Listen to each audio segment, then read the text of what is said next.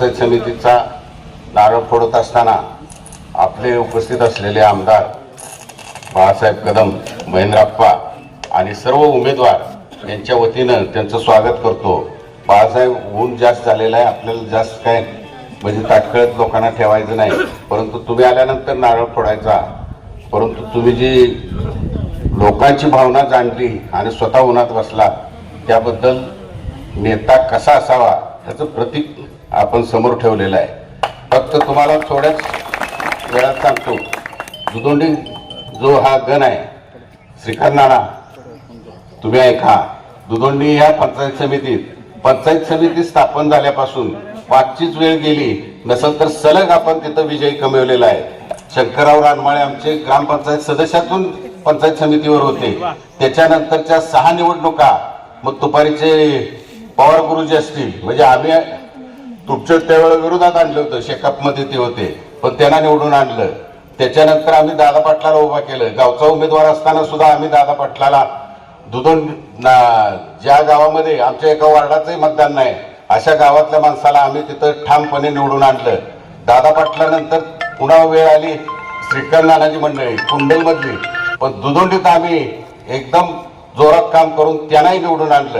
म्हणजे या पंचायत समितीला तुम्ही कोणीही दिला उमेदवार तर आम्ही निवडून आणत होतो। जिल्हा परिषद त्याच तडफेनं साहेबांनी एक वेळ सांगितलं की बाबा जिल्हा परिषद मला ही मिळाली पाहिजे, आम्ही आमची मंडळी उभा करून इथं 4,500 मतांनी निवडून आणली। त्यामुळे आम्ही हा गट कधी सोडलेला नाही।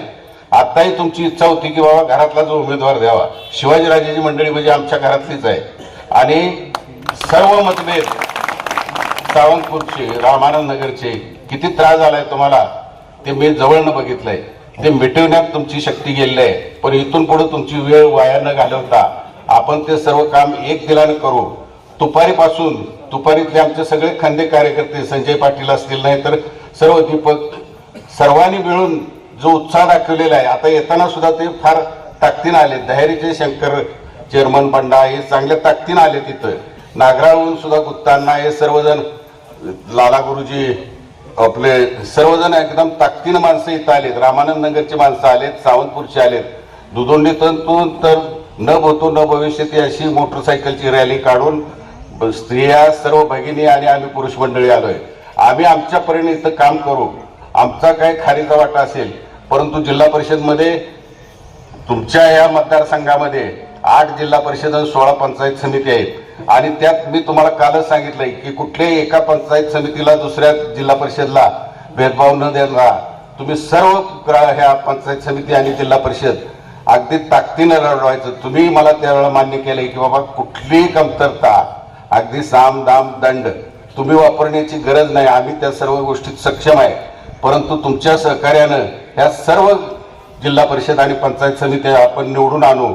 आपण वेळ झाला असला तरी या ठिकाणी उपस्थित झालात, कारण या पुंदीची आख्यायिका अशी आहे की हे मंदिर सुद्धा उभा करताना साहेबांचा तुमचा त्याग किती आहे हे गावानंच जाणलं पाहिजे। ज्या पुंदी आणि खेडचा पूल होत नव्हता, एका गुरुवाचं अभिनंदन केलं पाहिजे की त्यानं चप्पल घातलं नाही, आणि पूल ज्या वेळेला पूर्ण झाला त्यावेळेस त्यानं चप्पल घातलं। म्हणजे इतकी त्यागी माणसं सुद्धा इथं आहेत, प्रत्येकाचं काम अगदी निष्ठावान आहे। पापासारखा माणूस दिसताना एवढा दिसतो, परंतु गाव कसं ठेवावं हे त्यांनी चांगले ज्ञान घेतलेलं आहे। जगू मोठेसारखा माणूस इथं उमेदवारी दिला, इथं उमेदवारी देताना थोडी खळखळ झाली।